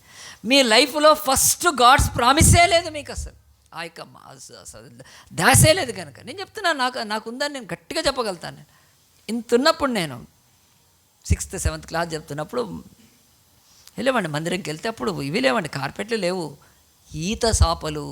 ఆ ఈత సాపలన్నీ చుట్టి వేస్తే గుచ్చుకొని పోయాయి. అవన్నీ పక్కన పెట్టి నేను సండే స్కూల్కి వెళ్ళి, సండే స్కూల్ 10 o'clock అయిపోతే మళ్ళీ సాపలు వేసి ఆరాధనలో ఉండి నేను ఇంటికి వెళ్ళి మళ్ళీ ఇంటి నుంచి మళ్ళీ వచ్చి 3 గంటలకు వచ్చి మళ్ళీ సాపలు ఉప్పలన్నీ చుట్టినాక అప్పుడు పాస్టర్మ్మ గారు ఉండేవారు, టీ ఇచ్చేవాళ్ళు, ఇంత ఛాయ్ ఇచ్చేవాళ్ళు, ఎంత బాగా తాగి అలాగున ఓపెన్ ఎయిర్కి వెళ్ళేవాడిని. ఎవరితో? భక్త సింగ్ గారితోటి, మహా గొప్ప భక్తుడు కదా, ఆయనతోటి రోడ్ల మీద అలాగున 6-6:30 గంటలకు వచ్చి మళ్ళీ దేవాలయంకి వచ్చేసి ఆ యొక్క చర్చి బిల్డింగ్కి వచ్చేవాళ్ళం. మళ్ళీ అక్కడ ప్రార్థన చేసుకొని 9 గంటలకు ఆదివారం ఇంటికి. నాకు పేరు చాలామంది మా బంధువులు చర్చ్ అబ్బాయి అంటారు నన్ను. అజయ్ కాదు, చర్చ్ అబ్బాయి. సో నేను అలాగున్న దేవుని ప్రేమిస్తే నాకేం తక్కువ కాలేదండి, నాకేం తక్కువ కాలేదు ఈరోజు దేవుడు కదా. ఈరోజు బిజినెస్ క్లాస్లో నేను అమెరికా కానీ ఎక్కడికైనా పోగలుగుతాను. దేవుడు అంతా కృపనిచ్చాడు, ఎన్నో ఇచ్చాడు దేవుడు. మందిరం విషయంలో చిన్న పని ఈరోజు లేదండి. మన ఇంట్లో కొంచెం ఇదైతే మాత్రం చేసుకుంటామో, ఆ డోరు చెప్తున్నాను, అది ఇప్పుడు చేపించి కూడా నాకు గ్రీస్ తెచ్చే టైం లేక అది లాగితే రావట్లేదు. అది ఎక్కడ ఉందండి మనకు? చర్చిలో ఒక చిన్నది పట్టించుకునేదండి. దేవుడు చెప్తున్నాడు, ఓ ఇశ్రాయేలారా, మీరు సరంబి వేసిన ఇళ్లలో బతుకుతారు, కానీ నా దేవాలయం అలాగుంటే నేను ఎవరింట్లో పుట్టానో? దావీదు నా కొరకు ఆయన కోటలు, ఆయన అంతఃపురాలు కట్టుకోలేదు. ఆయన ఫస్ట్ దేవుడి మందిరం కొరకు ఇచ్చాడు, ఫస్ట్ స్థానము దేవుడికి ఇచ్చాడు. కనుక అందు గురించి దావీదు కుమారుడు అని పిలువబడ్డాడు. దావీదు పట్టణంలో యేసుప్రభు పుట్టాడు, అతను ఎంతో హెచ్చించాడు దేవుడు. కనుక ఈరోజు స్వార్థపరులు సెల్ఫిష్గా వస్తున్నారు. చర్చికి రావడమే సెల్ఫిష్, ప్రార్థనలో సెల్ఫిష్నెస్, ఆరాధనలో సెల్ఫిష్, పరిచర్యలో సెల్ఫిష్. దిక్కుమాలిన మాలాంటి పాస్టర్లు అయితే అడుక్క తింటున్నారు ఈరోజు. జీపే, ఫోన్పే పెట్టు స్వార్థంతో బతుకుతున్నారు. కనుక ఏమీ రాదండి, ఏమీ రాదు. చెప్తున్నా, మొదటి స్థానం దేవుడికి ఇవ్వకపోతే ఏమీ లేదు మన బతుకుల్లో. సో సీజ్ బీయింగ్ సెల్ఫిష్ అన్నాడు ఒక ఇంగ్లీష్ భక్తుడు. నువ్వు ఫస్ట్ ఏ దాంట్లో తెలుసా అండి, రక్తం కారుతుంటే ఆగిపోవాలనుకుంటారు కదండి. రక్తం కారుతుంటే ఎవరు కారని మంచిగా ఉంది అనుకుంటారా? కళ్ళు తిరిగి సాస్తారు కదా. ఇమ్మీడియట్గా రక్తం కారుతుంటే అది గట్టాలి, పరిగెత్తాలి, హాస్పిటల్కి వెళ్ళాలి కదా. సీజింగ్ అంటే అదంటది. అది అలాగున సెల్ఫిష్నెస్ మన బతుకులో సీజ్ కావాలి. ఎప్పుడూ స్వార్థమే కనుక దేవుడు హగ్గైతో అన్నాడు, ఓ యూదులారా మీరెంత స్వార్థపరులు. సరే ఏమీ లేదు, 16 ఏళ్ళు అయిపోతుంది అప్పటికి. వాళ్ళు చెరలోంచి వచ్చి 16 years కంప్లీట్ అయింది. Still they have no interest towards god's temple. ఆ టెంపుల్ ఎలాగైనా కట్టాలి, పని లేదు వాళ్ళకు, ఆరాధన చేయాల్సిన పని లేదు, నడుస్తుంది కనుక నడిపించేస్తున్నారు. అలాంటి బతుకుల్లో బతుకుతున్నారండి ఈరోజు ఎంతమంది కదండి. అసలు స్వార్థం అనేది అసలు ఈ యొక్క చర్చికి మీరు ఒక్కసారి ఆలోచించండి. మీరు సంవత్సరం అంతా కూడా ఇక్కడ ప్రార్థనలు అవుతాయండి. ఎంతమంది ప్రార్థనకు వస్తారండి? లేదు స్వార్థం కనుక. ఆ రోజు కూడా ఇంకేదో సంపాదించుకోవాలి. కనీసం నెలకు ఒక్కరోజైనా లీవ్ పెట్టుకొని వస్తున్నారా? ఈరోజు పొద్దున సర్వీస్కి వచ్చింది కనుక మీనా, ఆ తర్వాత తమ్ముడు రంజిత్, కనుక మిస్సెస్ సునీత గిరిరాజు గారు ఉన్నారా? ఉంటే ఒకసారి నిలబడండి ఒకసారి. తను ఒక స్కూల్ టీచర్ అండి కదా, తను చాలా సీనియర్ టీచర్. మరి తను నెలకు ఒక్కరోజైనా లీవ్ పెట్టుకొని అప్పుడప్పుడు వస్తుందండి. కానీ చాలామందికి, అందరం గట్టిగా చప్పట్లు కొడదాము, కూర్చోండి సిస్టర్. ఆలోచించండి, ఈరోజు భూమి మీద మనిషి ఎంత స్వార్థంతో నిలకండి. నాకు ఇక్కడ ఆ యొక్క శుక్రవారం ప్రార్థన జరిగితే ఒక్కరోజు లీవ్ జరగదు. శుక్రవారం ఎక్కడైనా ఫంక్షన్ జరిగితే ఆ ఫంక్షన్లో కనిపిస్తారు వాళ్ళు. మళ్ళీ ఎట్లా దొరుకుతుందో తెలియదు లీవ్ ఆ రోజు. ఆశ్చర్యమే అది. ఎంత దరిద్రం అండి, లైఫ్లో లేదండి చెప్తున్నాను కనుక. మనం దేవుణ్ణి ఏ స్థానంలో పెట్టా, నేను ఎంత మొత్తుకున్నా, ఎంత చించుకున్నా, ఆ రోజు హగ్గై కూడా అలాగున్నా. హీ స్క్రీమ్డ్ అంతే, ఓ ఇశ్రాయేలారా మీరు దౌర్భాగ్య స్థితిలో బతుకుతున్నారు. మీరు రిటర్న్ వచ్చింది ఇక్కడికి, దేవుని మందిరాన్ని మొదట కట్టాలి. గుర్తుపెట్టుకోండి, కట్టకుంటే మీరు ఎప్పుడు దీవెన పొందలేరు. దేవుడికి ప్రథమ స్థానం ఇవ్వకపోతే మీరు ఎప్పుడు దీవెన పొందలేరు. ఆలోచించండి. కనుక ఈరోజు మనం దేవుడికి ఫస్ట్ స్థానం ఇచ్చినప్పుడు దేవుడు కూడా మనల్ని అట్లే బ్లెస్ చేస్తాడు. చాలామంది ఆదివారం ఆరాధనలకు రావాలంటే ఉంటాయి అవన్నీ. వాటిలో ఆ శ్రమలో దేవుడు తోడుగా ఉంటాడు, శ్రమలో ఆయన సహాయం చేస్తాడు, శ్రమ నుంచి నేను విడిపిస్తాడు, నేను గొప్ప చేస్తాడు కదండి. ఎంతోమంది ఆదివారము మీరు ఎందుకు రాలేకపోతారు ఏవో చెప్తారు. అవన్నీ సాకులు తప్ప, అవన్నీ కూడా స్వార్థమే తప్ప నిజమైనది కాదండి. బైబిల్ చెప్తుంది, ఆనాడు ఇశ్రాయేలు అలాంటి బ్రతుకులో బ్రతికినందుకు వారి యొక్క జీవితాలలో బైబిల్ చెప్తుంది. మూడోది చెప్పి నేను ముగిస్తాను. హగ్గై గ్రంథంలో మొదట వాళ్ళు ఆ యొక్క మరి సాకులు చెప్పేవాళ్ళుగా ఉన్నారు. So stop making excuses. రెండవది సీజ్ బీయింగ్ సెల్ఫిష్. ఇక మూడవది బైబిల్ అంటుంది, don't miss the blessings of God, don't lose the blessings of God. అది దేవుడి యొక్క వాక్యంలో హగ్గైలో స్పష్టంగా కనిపిస్తుంది చూడండి. మరి అలాగున ఉన్నప్పుడు వీళ్ళు సాకులు చెప్పేవాళ్ళుగా, స్వార్థంగా ఉన్నవాళ్ళుగా ఉన్నప్పుడు ఏమి జరుగుతుందంటే ప్రభు యొక్క కృప ద్వారా ఏ స్వాస్థ్యమో వాళ్ళకు కలగట్లేదు. అది 5వ వచనంలో అంటాడు చూడండి, కాబట్టి మీరు సరంబి వేసిన గృహాల్లో నివసిస్తున్నారు కదా, ఇది సమయమా అని చెప్పి, కాబట్టి సైన్యముల గతి యెహోవా సెలవిచ్చింది ఏమనగా, మీ ప్రవర్తన గురించి ఆలోచించుకోండి. మీరు విస్తారంగా విత్తినా మీకు కొంచెమే పండుతుంది. మీరు భోజనం చేయించున్నారు కానీ ఆకలి తీరకున్నది, పానం చేయించున్నారు కానీ దాహం తీరకున్నది, బట్టలు కప్పుకొరిచిన చలి ఆగుకున్నది, పనివారు కష్టం చేసి జీతం సంపాదించుకొని జీతం చినిగిపోయిన సంచిలో వేసినట్టు పోతా ఉంది. ఎంత చేసినా రావట్లేదు. ఎందుకు? దేవుడు అంటున్నాడు, మీరు మిమ్మల్ని చెరలోంచి తీసుకొచ్చినాక, ఒకప్పుడు చెరలోకి పోవడానికి ఇదే కారణం, మళ్ళీ వచ్చినాక కూడా మీరు అదే పని చేస్తున్నారు, మీరు పట్టించుకోవట్లేదు అని దేవుడు మీ యొక్క సమస్తమైన దీవెనలు తీసివేస్తున్నాడు. ఆయన ఎట్లా తీసివేయగలుగుతాడు దీవెనలు? ఆయన ఎందుకు తీసివేయగలుగుతాడంటే పంచభూతాలు ఇంకా ఆయన చేతిలోనే ఉన్నాయి. ఎవ్వరు ఆయన చేతిలోంచి పంచభూతాలను తీసుకోలేరు. ఆయన సృష్టికర్త కనుక, గాలి సమస్తం కూడా ఆయన కనుక ఆయన అన్నాడు, ఆయన ఆజ్ఞాపించేది దీవెనకు ఆశీర్వాదానికి ఆజ్ఞాపించేది. మరి చాలా మటుకు ఇక్కడ దేవుడిని తప్పుగా అర్థం చేసుకోవద్దు. మనం దేవుడికి ఏదైనా చేస్తేనే ఆయన మనల్ని దీవించే దేవుడు అనుకుంటే అది చాలా తప్పదు. అది గుర్తుపెట్టు. దేవుడు ఇక్కడ ఇశ్రాయేలు విషయంలో తోటి మనతో ఏమంటే, నీవు దేవుని బిడ్డవైతే నేను నిన్ను ఆశీర్వదించకపోవడానికి కారణము నువ్వు దేవుడి బిడ్డగా మారాలి. మారితే నిన్ను బట్టి నేను అన్ని జనులకు నా నామాన్ని ప్రకటించగలుగుతాను. సో వీళ్ళ యొక్క తిండి, వీళ్ళ యొక్క సమస్తం ఎందుకు నాశనం అవుతుందంటే, మరి దేవుడు అన్యులు ఉన్నారు, అమోరీలు, కనానీలు, పెరిజ్జీలు, ఎబూసీలు, గిర్గాషీలు, హిత్తీలు, ఫిలిస్తీన్లు అని ఉండేవాళ్ళు. వాళ్ళు ఎవ్వరిని అనలేదు దేవుడి మాట. నా ప్రజలైన మీరు నాకు మొదటి స్థానం ఇవ్వనందుకు నేను మీ జీవితంలో ఆశీర్వాదం లేకుండా చేస్తాను. ఎందుకు? మీరు ఆలోచించాలి. మీరు ఎందుకు ఆలోచించాలంటే, మీరు దేవుని బిడ్డలైతే నా నామాన్ని ఈ లోకంలో ప్రకటించుతారు. ఈ లోకమంతా కూడా ఏమున్నాయి? వెండి బొమ్మలు, బంగారు బొమ్మలు, ఇత్తడి, కర్ర, కొయ్య, రాతి. వాళ్ళు దేవుళ్ళు కాదు అని చెప్పడానికి నాకు మీరే అవకాశము. కనుక మీకేదైనా నేను ఇవ్వకపోతే మీరు నా తట్టు తిరగాలని తప్ప, మీరు నాకు ఏదో ఇస్తే మిమ్మల్ని దీవించే దిక్కుమాలిన దేవుణ్ణి నేను కాను. భూమి ఆకాశాలు కదా నావే, వేల కొలది వెండి, ఆ యొక్క వేల కొలది వెండి బంగారాలు నావే, ఆ యొక్క పశువు నాకు మళ్ళీ మీరు ఇచ్చేది కాదు. నేను మీరు భక్తి కలిగి వస్తే మీ భక్తిని బట్టి, మీలో నీతిని బట్టి, మీ పరిశుద్ధతని బట్టి, మీరు ఎరిగిన సత్యాన్ని బట్టి నేను లోకానికి ఏదైనా చేయగలుగుతాను. కనుక అని దేవుడు ఏం చెప్తున్నాడంటే, వాళ్ళకొక్క బ్లెస్సింగ్ లేకుండా అయిందండి. చూడండి, వాళ్ళ గురించి చెప్పినప్పుడు బైబిల్ అంటుంది, మీరు విస్తారంగా విత్తిన కొంచెమే పడుతుంది, పోతుంది మొత్తం. మీరు భోజనం చేస్తున్నారు, ఆకలే తీరదు మీకు. పానం చేస్తున్నారు, దాహమే తీరదు మీకు. బట్టలు కప్పుకుంటారు, సలే ఆగదు.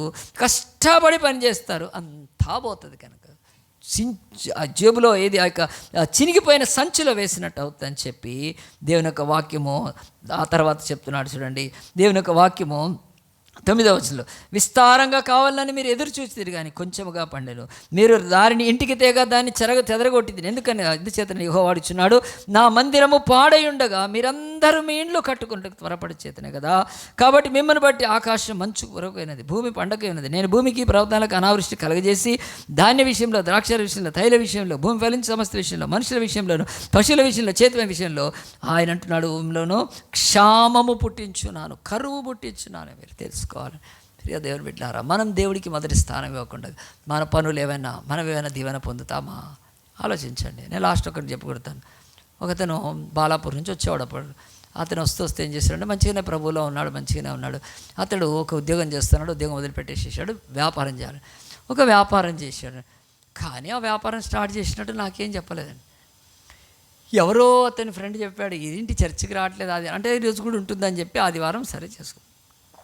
మరి కొన్ని రోజులు అయినాక ఏమైపోయిందంటే, ఆ వ్యాపారము నష్టమైపోయింది. మళ్ళీ ఇంకో బిజినెస్ స్టార్ట్ చేశాడు. ఇంకో బిజినెస్ స్టార్ట్ చేసినాక మరి ఆ బిజినెస్ స్టార్ట్ చేసిపోతా ఉన్నాడు. కనుక ఆ బిజినెస్ ఏమైందో తెలియదు. కానీ అతని యొక్క మరి ఇంటి దగ్గర నుంచి వేరేళ్ళు వస్తారు, వాళ్ళు చెప్పారు ఏమనంటే, ఇట్లా బిజినెస్ స్టార్ట్ చేశాడు అని చెప్పాడు. నాకు తెలియదు అని చెప్పాను. అరే పాస్టర్ మీకు తెలీదా? నాకు తెలియదు అని అయిపోయిందండి. ఆ బిజినెస్ కూడా అది నష్టపోయింది. ఇక మూడో బిజినెస్ అతను స్టార్ట్ చేయాలనుకున్నాడు. మూడో బిజినెస్ స్టార్ట్ చేశాడు, అది కూడా నడవట్లేదు. అప్పుడు వాళ్ళ భార్య చెప్పింది, చర్చికి వచ్చింది, ఎందుకు మీ అంటే బిజినెస్ చేస్తున్నాడు కనుక రాలేకపోతున్నాడు అని. అలా భార్య ద్వారా మూడో బిజినెస్ తెలిసింది. నేనేమీ కాలేదండి. ఆ మూడో బిజినెస్ కూడా అర్పణ పోయింది, అది పోయింది, అది నష్టపోయాడంత.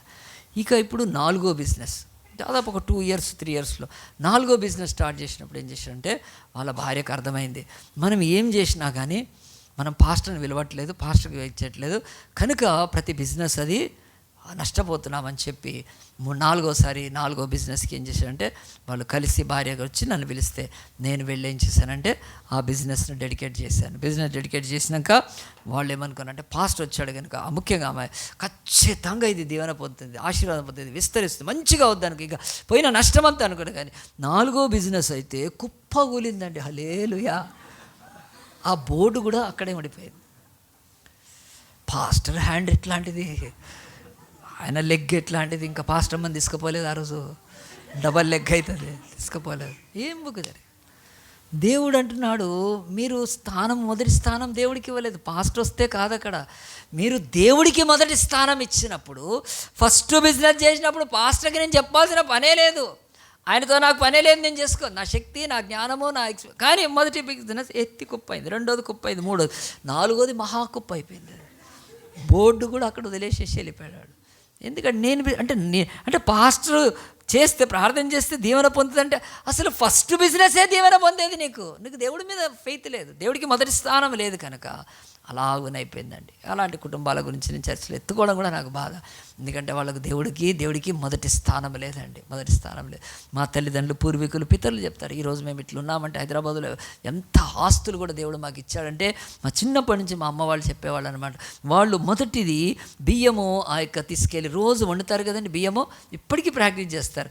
ఇంట్లో మనం రైస్ వండాలంటే ఏం చేస్తారు, రైస్ బ్యాగు, రైస్ డబ్బాలోకి వెళ్ళి ఏం చేస్తారండి, బియ్యం తీసుకొని వేసుకొని కొంచెం ఏరి కడిగి పెడతారు కదా. మొదటిది దేవుడికి ఇవ్వాలని ఒకనాడు క్రైస్తవులు నేర్చుకున్నారు.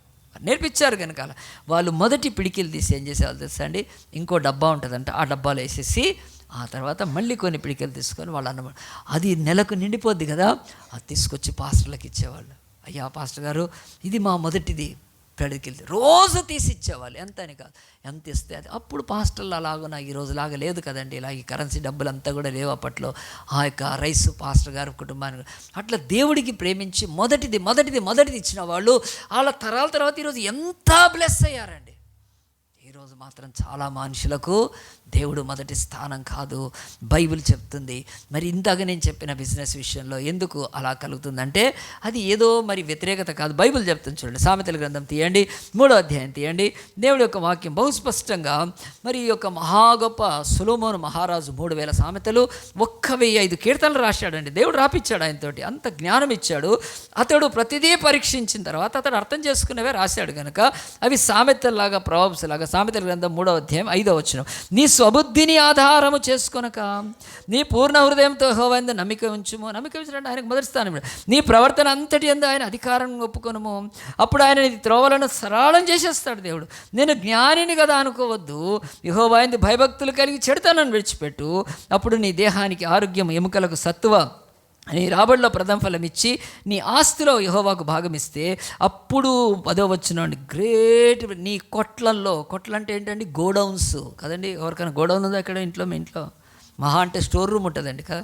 మీకు ఎవరికైనా గోడౌన్ ఉందా అండి? వచ్చి నేను ప్రార్థన చేస్తా. ఉందా గోడౌన్? ఉంటే ధనవంతులకు ఉన్నాయండి, కోటీశ్వర్లకు లేవా ఈరోజు? వాళ్ళకి ఎన్నో ఉంటాయి వాళ్ళు చేసే బిజినెస్లో కదా. ఆ యొక్క గోడౌన్స్ ఉంటాయి. గోడౌన్స్ కనుక మనం ఏదైనా కావాలంటే గోడౌన్ తీసుకెళ్ళి ఇస్తారు, అంతే వాళ్ళు అలాగే. కానీ దేవుడు నాడు కొట్లు అంటే నీ కొట్లలో ధాన్యము సమృద్ధిగా నుండును, నీ గానుగలో నుండి కొత్త ద్రాక్షారసము పైకి పొరలి పారును. గట్టిగా చప్పట్లు కొడదామా అండి. దేవుడు మొదటి స్థానం ఇచ్చిన వాళ్ళ బ్రతుకుల్లో దేవుడు ఇప్పటికీ అంటున్నాడు, బిడ్డ నీవు నేను మనందరి బ్రతుకుల్లో దేవుడికి మొదటి స్థానము ఈ జనవరి నుంచి ఇవ్వడం మొదలు పెడితే ఫస్ట్ ప్రార్థన చేసేవారుగా ఉంటాం. పొద్దున లేచి నేను ప్రార్థన చేయాలా, లేకపోతే నేను ఫోన్ ఓపెన్ చేసి చూడాలి, ఎవడి బాధ వాడికి. పొద్దున్నే ప్రార్థన చేయాలా, లేకపోతే వంటగదిలోకి వెళ్ళాలా, నేను పొద్దున్న ప్రార్థన చేయాలా, న్యూస్ పేపర్ చదవాలి. ఎవరు ఉంటాయండి, అందరికీ ఉంటాయి. కానీ పొద్దున్న లేచి నేను ఫస్ట్ ప్రార్థన చేసుకుంటాను. నా యొక్క మాటలు మొదటివి దేవుడికి వినపడాలి, మొదటి ఆయన ముఖాన్ని నేను దర్శింపజేసుకోవాలి, వాక్యం. అది అండి దేవుడు మొదటి స్థానం ఇవ్వడం. కనుక యూదులకు ఈరోజు వాళ్ళు ఎందుకు ప్రపంచంలో అంతంటే, యూదులను సృష్టించింది, మానవులను సృష్టించింది దేవుడే, మనకు తెలుసు. దేవుడు ఆయన 5 రోజులు ఆయన సృష్టి చేస్తూ వచ్చి 6వ రోజు ఏం చేశాడు? ఆయన మనుషులను చేశాడు, మనుషుల్ని పశువులు. సో 6వ దినంతో సృష్టి కంప్లీట్ అయిపోయింది. కంప్లీట్ అయిపోయాక ఆ యొక్క 7వ దినము మానవుడికి మొదటి దినం ఏంటి? విశ్రాంతి దినం, దేవుడి దినం. The first day of man is the day of God. ఎంత మంచి దేవుడు చెప్తున్నాడు, నిన్ను సృష్టించిన తర్వాత నీకు విశ్రాంతి దినం అన్నాను, 7వ దినమున. లేకపోతే ఆ యొక్క అదేంటది, మానవుడికి మొదటి దినం. కనుక యూదులకు క్యాలెండర్లో ఏముండేది తెలుసా అండి కదా, సండే, మండే కదా, ట్యూస్డే లేవు. వాళ్ళు విశ్రాంతి దినము తర్వాత మొదటి దినము, విశ్రాంతి దినము తర్వాత 2వ దినము, విశ్రాంతి దినం తర్వాత ఇట్లా లెక్క పెట్టుకునేవాళ్ళు వాళ్ళు. అంటే విశ్రాంతి దినం దేవుడితో మొదటి దినం తర్వాత 2వ దినం, అట్లా క్యాలెండర్ లెక్క పెట్టుకు. ఇప్పుడు అన్ని క్యాలెండర్ వచ్చినాయి, కానీ యూదులు ఎప్పుడు కూడా లెక్క పెట్టుకోవాలి. ఎట్లా? ఫస్ట్ దేవుడికి ప్రపంచ రాజ్యాలకు అది మకుటం కదండి. ఇశ్రాయేలు కంటే ఎవరు గొప్పవాళ్ళు లేరు. దేవుడిని ఎరిగిన వారు, నిబంధనకైనా ధర్మశాస్త్రంగా. ఈరోజు పామును మొక్కే మనలాంటి జాతి ప్రజలు శపించబడ్డారు కనుక మొక్కుతున్నారు. అట్లా దేవుడు ఒకనాడు అందరికీ రెవల్యూషన్ ఇస్తే దాన్ని తృణీకరించారు. యూదులకనే తన ప్రజలకు ఇచ్చి వారి ద్వారా అందరికీ దేవుడిని తెలియజేశాడు. దేవుడు ఆహా, మేము కోతిని మొక్కుతాం, మేము ఆవును మొక్కుతాం, మేము పామును మొక్కుతాం, మేము గాడిదలు మొక్కండి అని దేవుడు తెలియజేశాడు. మీకు బతుకు అంతే. కనుక ఇశ్రాయేలు అనే శ్రేష్టమైన ప్రజలు ఫస్ట్ ప్రియారిటీ గాడ్. మొదటికి తప్పేవారు ఇవ్వలేదు. షడ్రక్, మేషక్, అబేద్నెగోలు దేవుడికి మొదటి స్థానం ఇచ్చి ఏం చేశారు తెలుసా అండి? మేము రాజా నీ బల్ల మీద ఉండే ఏమీ తినమన్నారు. అంతే అండి, ఏమీ తినమంటే వాళ్లకు దేవుడు 10 జ్ఞానం ఇచ్చాడు. ఫస్ట్ ప్లేస్ ఆ యొక్క దురయా మైదానంలో దానియేలు గ్రంథంలో ఉంటుంది, 60 మూరల ఎత్తు, 6 మూరల వెడల్పు బంగారు విగ్రహాన్ని పెట్టాడండి. మన మోడీ గారు ఒక విగ్రహాన్ని పెట్టాడు. ఎక్కడుంది అది? ఇప్పుడు వల్లభాయ్ పటేల్ ఎక్కడుంది? అది గుజరాత్లో ఉంది కదా. అట్లా ఒక పెద్ద విగ్రహాన్ని పెట్టించాడు. కేసీఆర్ కూడా పెద్ద అంబేద్కర్ని పెట్టాడు. ఇప్పుడు ఇంటికాడ కూర్చున్నాడు.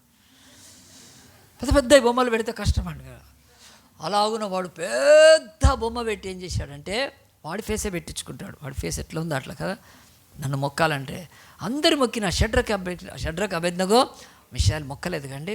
అన్న ఎక్కడేసారు తీసుకెళ్ళి అగ్నిగుండంలో. వాళ్ళొకటే దేవుడికి మొదటి స్థానం. మేము అగ్నిలో కాలిపోయినా పర్వాలేదు. అలాంటి ఒక బైబిల్ చెప్తున్నది. ఈరోజు న్యూ ఇయర్లో జనవరి 1 మనం ఒక డిసిషన్ తీసుకోవాలి. ఎవరు నా జీవితంలో ఫస్ట్, నేను ఎవరికి ఫస్ట్ ప్లేస్ ఇవ్వాలి. నువ్వు ఎప్పుడు దేవుడిని ప్రథమంగా పెట్టు, నిన్నెప్పుడు దేవుడు ప్రథమంగా వస్తాడు. నెంబర్ 1 అనేది అందరికీ ఇష్టం అండి కదా. మనం స్టడీస్లో కాలేజీలో నెంబర్ 1 ఉండాలి, స్పోర్ట్స్లో నెంబర్ 1 ఉండాలి, రాజకీయాల్లో నెంబర్ 1 ఉండాలి.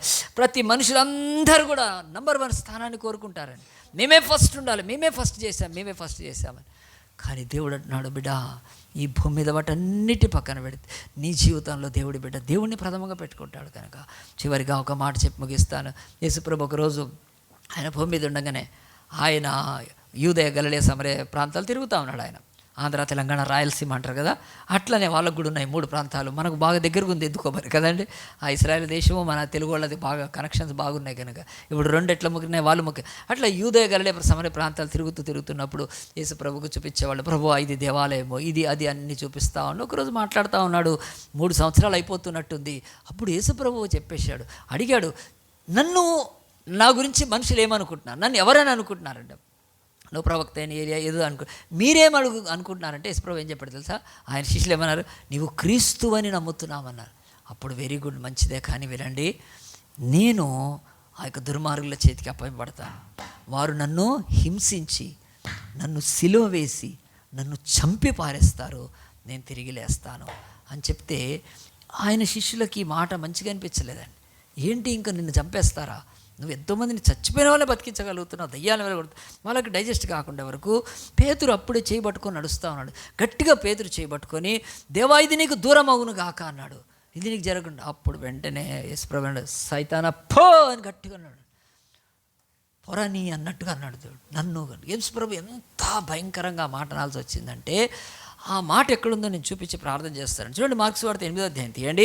మార్క్స్ వార్త 8వ అధ్యాయంలో యేసు ప్రభు ఆయన ఎన్నో చెప్పాడు, దీనికి వాళ్ళు ఎంత వ్యతిరేకించేశారండి. కనుక యేసు ప్రభు చెప్పిన మాట మార్క్స్ వార్త 8వ అధ్యాయము 27. యేసు తన శిష్యులతో ఫిలిప్పదైన కైసరుకు చేరిన గ్రామమునకు బయలుదేరాను. మార్గంలో ఉండగా నేను ఎవడనని జనులు చెప్పుచున్నానని తన శిష్యులు అడిగితే, కొందరు బాప్తిసం ఇచ్చే యోహానని ఏలియా అని అన్నారు. సరే మీరు నేనేమనుకుంటున్నానంటే, మొదట పేతురు అన్నాడు, నీవు క్రీస్తు అని ఆయనతో చెప్పాను. అప్పుడు ఈ సంగతి ఎవరితో చెప్పవద్దని చెప్పి 31లో యేసుప్రభు అన్నాడు, మరియు మనిషి కుమారుడు అనేక హింసలు పొంది పెద్దల చేత, ప్రధానుల చేత, శాస్త్రుల చేత ఉపేక్షింపబడి చంపబడి 3 దినముల తర్వాత లేచుట అగత్యమని ఆయన వారికి బోధింపని ఆరంభించాను. ఆయన ఈ మాట బహిరంగ చెప్పాను. పేతురు ఆయన చేపట్టుకొని ఆయన గద్దింపసాగాను. ఓయ్ నువ్వు మాట్లాడద్దు అట్లా అంటున్నాడు యేసుప్రభు. నువ్వు గద్దిస్తున్నాడు, వద్దు అంటే. అప్పుడు యేసుప్రభుకి ఎంత కోపం. అందుకు ఆయన తన శిష్యుల వైపు తిరిగి వారిని చూచి, సాతానా నా వెనక్కిపో, నీవు మనుష్యుల సంగతులను మనస్కరించినావు కానీ దేవుని సంగతులను మనస్కరించుకోనని పేతుర్ని గద్దించి పారేశాడు. ఈ ఒక్క మాటలు అర్థం చేసుకోండి. యేసుప్రభు ఈ భూమి మీదకి వచ్చినప్పుడు ఆయన మొదట ప్రథమం దేనికి ఇచ్చండి? లోకరక్షణ కొరకు. ఫస్ట్ డే ఆయన పుట్టినప్పుడే ఆయనకు ఆ యొక్క జ్ఞానుల ద్వారా బోళం తీసుకొచ్చినప్పటి నుంచి కూడా, నేను నా తండ్రి యొక్క పని మొదట ప్రథమము, ఇది తప్ప నాకు ఇంకేదీ లేదు అని పేతురు అనే మంచి శిష్యుని కూడా, సైతానా నన్ను వదిలిపెట్టు, నేను సిలువెక్కకపోతే ఇది నా ప్రథమమైన కర్తవ్యం. మానవులకు రక్షణ ఉండదు, మానవులు చీకట్లో బతుకుతారు, మానవులు మరణంలో బతుకుతారు, మానవులు శాపంలో బతుకుతారు, మానవులు ఈ లోకపు దేవతలనే దయ్యాల చేత ఏలబడతారు. వాళ్ళ చేత ఈ లోకపు దేవుళ్ళు దేవతలు అన్నీ వెళ్తాయి వాళ్ళని. కనుక ఏది పడితే అది వెళ్తుండగా నేను సృష్టికర్తను కనుక వాళ్ళకు రక్షణ ఉండదు. నేను వచ్చి విమోచాను. యేసు ప్రభు సిలువను ముందు పెట్టుకొని కదా ఆయన ఎంత చక్కగా. దేవుడు ఒక్క ప్రశ్న మనల్ని వేసుకోమన్నాడు, ఈరోజు నీ జీవితంలో ప్రథమమైంది ఏమిటి? నీ లైఫ్లో ప్రియారిటీ తోటి ఫస్ట్ ప్లేస్ ఎవరికి ఇస్తున్నావు? దేవుడికా లేకపోతే లోకానికా? అందరం తల వంచి కళ్ళు మూసుకొని ఒక్క మాట ప్రార్థన చేసుకుందాం.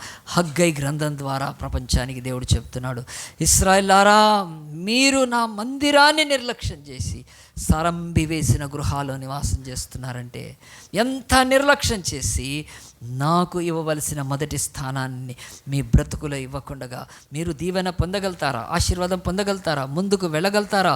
ఒకసారి చెరలోకి వెళ్ళి వచ్చి మళ్ళీ చెరలోకి వెళ్ళిపోతారు మీరు. ఎందుకంటే నా నామము రోషం గలది కనుక నన్ను ఆరాధించడం ద్వారా నాకు మహిమ కంటే కూడా ఈ భూలోకములో విడుదల కార్యం మీ ద్వారా జరిగించడానికి ఏర్పాటు చేసుకున్నాను. ఆ జ్ఞానం యూదులకు తక్కువైపోయింది కనుక ఈరోజు మన జీవితాల్లో కూడా బతుకుల్లో చర్చ్ అంటే, ఈరోజు ప్రార్థనకి వెళ్ళాలంటే నీళ్ళు వస్తాయి కదండి, నీళ్ళు వచ్చాయి, ఈరోజు మేము రాలేదు, ఎంత కుంటి సాకులు చెప్తుంటారు. ఈరోజు ప్రార్థనకి వెళ్ళాలంటే, ఈరోజు మాకు బంధువులు వచ్చారు, అవును రాబంధువులు ఎప్పుడు వస్తూనే ఉంటాయి కనుక వాటి పట్టించుకోవద్దు. కానీ నీ జీవితంలో వారు రాబంధులుగా నీ విశ్వాసాన్ని తన్నుకొని పోయి వాళ్ళు చీల్చుకో అని గుర్తుపడితే బంధువులను ఎవరు వదిలిపెట్టుకోకూడదని. కానీ దేవుడికి ఇచ్చే స్థానమో మనుషులకు ఇవ్వకూడదు. దేవుడికి ఇచ్చే ప్రథమ స్థానం మనుషులు. శుక్రవారం 52 శుక్రవారాలు ఇక్కడ ఒక్కసారైనా ఇటు తొంగి చూడకుండా, మళ్ళీ అదే శుక్రవారం ఎక్కడైనా చర్చ్ వాళ్ళ ఫంక్షన్ కల్పిస్తే ఆ ఫంక్షన్లో కనిపిస్తారండి. మళ్ళీ ఆ రోజు దొరుకుతుంది. ఎంత దౌర్భాగ్యం కదా. ఎవరికండి, ఎవరు మనుషులు మనకేం చేయగలుగుతారు? మనుషులు సంతృప్తిపరిచి వాళ్ళ ద్వారా ఏం పొందగలుగుతాం? ఏదో మాట్లాడతారు చిన్న సహాయం. కానీ నీ ప్రాణము, నీ ఆత్మ, నీ జీవం ఎవరి చేతిలో ఉంది? ఆ దేవుడి కొరకు ఒక్కసారి ఆలోచించు. దేవా, ఈరోజు ఫస్ట్ది సెకండ్ ఎవ్వరూ చేయలేరు ప్రభా. నాయన, ఏ రైతు మొదట దున్ని విత్తనం విత్తలేడు ప్రభా. ఇట్స్ ఇంపాసిబుల్ ప్రభా. ప్రభా, ఈరోజు ఏ కట్టడము నాయన మొదట గోడలు కట్టి తర్వాత పునాది వేయటం అది వీలు పడదు ప్రభా. అట్లా భూమి మీద మొదటిగానే స్థిరపడినప్పుడు యేసు ప్రభువా నువ్వు చెప్పావు, మొదట నా నీతిని రాజ్యాన్ని వెతకండి, పిదట సమస్తం మీకు ఇస్తాను. మత్తయి సువార్త 6:33, మత్తయి సువార్త 6:33లో బహు స్పష్టంగా యేసుకుడు చెప్పేశాడు. చెప్పడమే కాదు, ఆయన ఆచరించాడు కనుక. తనకు సిలువెక్కి రక్తం కార్చి ప్రాణం పెట్టి బలియాగమయ్యే కంటే నాకు ఏ పని నాకు లేదు, ఎంత స్పష్టంగా ఆయన చెప్పాడు. మనందరి బ్రతుకుల్లో ఒక్కసారి ఆలోచించాలి. యేసయ్యా, నీకు మొదటి స్థానాన్ని, తల్లికి నువ్వు తండ్రికి మొదటి స్థానం ఇస్తున్నావా? కాదు, దానికంటే మించి దేవునికి ఇవ్వాలి. భర్తకు భార్యకు మొదటి స్థానం కాదు, వారికంటే మించి దేవుడికి మొదటి స్థానం ఇవ్వాలి. నీ స్నేహితులకు మొదటి స్థానం ఇస్తున్నావా? కాదు, స్నేహితులను ప్రేమించి వదిలిపెట్టద్దు. కానీ మొదటి స్థానం కాకుండా నీ దేవుడికి ఇవ్వడం మొదలుపెట్టు. నీ వారంలో అనేక దినాలుంటే మొదటి దినం దేవుడికి ఇచ్చి నువ్వు దీవెన పొందే కృప దేవుడికి ఇస్తే, నిర్లక్ష్యముతో అన్ని అనుకూలంగా ఉంటే చర్చికి వెళ్ళడం, లేదంటే అది మొదటి స్థానం ఇచ్చినట్టు కాదు. కనుక మన బ్రతుకుల్లో క్షామము, ఎంత తిన్నా ఆకలి తిని, ఎంత తాగినా దప్పిక తీరదు, ఎంత కప్పుకున్నా చలిపోదు, ఎంత సంపాదించినా ఏమీ మిగలదు. ఎందుకంటే దేవుడు ఆయన రోషం బిడ్డానికి ఏం తక్కువ చేశాను, నాకు ఇవ్వాల్సిన స్థానాన్ని. అసలు పొద్దున్న లేస్తేనే తెలుస్తుంది. నువ్వు ఏ రోజు లేచి మోకాళ్ళని ప్రార్థన చేసుకో, ఆరాధించ వెళ్ళిపోతావు. కనుక ఈ లోకము సృష్టించింది నేను కదా, ఈ లోక గతులన్నీ కూడా నా చేతిలో లేవా? పంచభూతాలను నేను దీవించాలంటే ఎంతసేపు నేను, కానీ నువ్వు మొదటి స్థానం ఇవ్వట్లేదు. ఫస్ట్ అనే మాట బైబిల్లో 435 టైమ్స్ ఉందండి. డెక్స్ బైబిల్ ప్రకారం 435 టైమ్స్ ఫస్ట్ అంటే 365 కంటే ఎక్కువ ఉంది కదా. 365 డేస్ మించి కూడా 435 టైమ్స్ ఉంది బైబిల్లో. నువ్వు మొదటి స్థానం ఇవ్వడం నేర్చుకుంటేనే నీ జీవితంలో ఈ సంవత్సరము మార్పు కలుగుతుంది. నీ కష్టము, నీ ప్రయాస, నీ డెడికేషను, నీ హార్డ్ వర్క్ అవి బ్లెస్సింగ్ ఇవ్వవు. అవి జస్ట్ నీకు టెంపరరీగా నువ్వు బతకగలుగుతావు తప్ప అసలు సిసలు బ్లెస్సింగ్స్, ఆశీర్వాదము.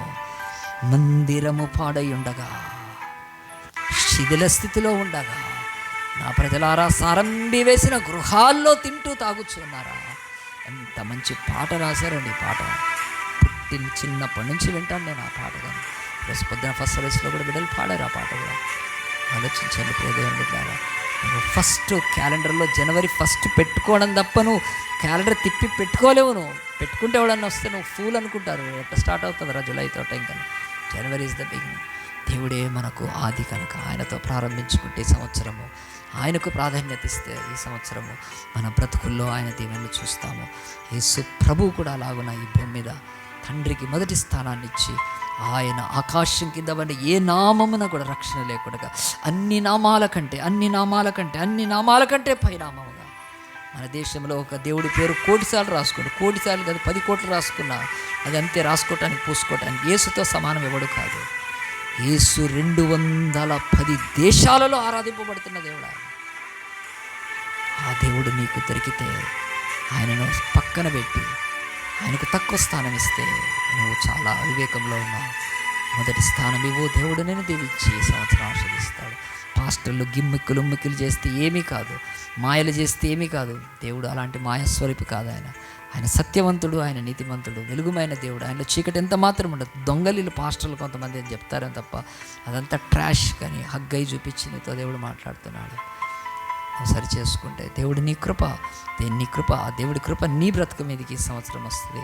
దేవుడి మాటలను ఆస్వాదించును గాక. ప్రార్థన చేసుకుందాం. జీవంగల దేవా, పరిశుద్ధుడా, మహోన్నతుడా, నాయన ఇయర్లో నాయన ఫస్ట్ ఏమిటి నాయన తండ్రి, మా బ్రతుకుల్లో నాయన హగ్గై గ్రంథం ద్వారా ఆనాటి మీ ప్రజలతో మాట్లాడు. చెరలోకి వెళ్ళిపోవటానికి కారణం వారు నిన్ను వదిలిపెట్టడానికి, చెర నుంచి వచ్చినాక కూడా దీవెన లేకపోవటానికి కారణం వారిని మందిరాన్ని పక్కన పెట్టి ప్రభా వాళ్ళు నాయన సొంత వాటిల్లో బతుకుతున్నారు. కనుక మేము కూడా నీ సన్నిధి, నీ కృప, వారు ఆనాడు దేవాలయం కట్టాలి కానీ ప్రభా ఈరోజు మా బ్రతుకునే కట్టుకోవాలి. మేమే నీ మందిరం కనుక మా బ్రతుకుల విశ్వాసం, ప్రార్థన, నీతి, పరిశుద్ధత ఇవి కట్టుకోవడమే నీకు ఇష్టమైన కార్యము, ప్రథమ కార్యం. కానీ అటుది చేస్తున్నా తండ్రి, సంఘ కూడికల్లో, సంఘ ప్రార్థనలో మేము నిలబడుతూ వీటికి మొదటి స్థానం ఇచ్చి మిగతావన్నిట్లో గొప్ప కృప పొందుటకు దేవా.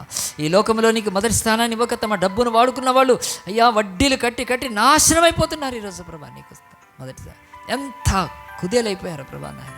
అలాంటిది ఎవ్వరు కాకూడదు నాయన. ఈ చర్చకు వచ్చేవాళ్ళు నీకు మొదటి స్థానం ఇచ్చి ఆ యొక్క దీవెనలు పొందుటకు నాయన ఈ వాక్యాన్ని ప్రతి హృదయంలో నారుకట్టి నీరు పోసి ఫలింపచేసి మీరు మహిమ తెచ్చుకోవాలి. అన్ని నామాల కంటే పైనామము తన తండ్రిని మొదటి స్థానం ఇచ్చి ఘనపరిచి మా కొరకు రక్షణ కొరకు శిలువలో ప్రాణం పెట్టి రక్తం ధారపోసిన మా ప్రాణప్రియుడు రక్షకుడైన యేసు పరిశుద్ధ నామాన్ని బట్టి ప్రార్థించి అడిగి వేడుకుంటున్నాము తండ్రి.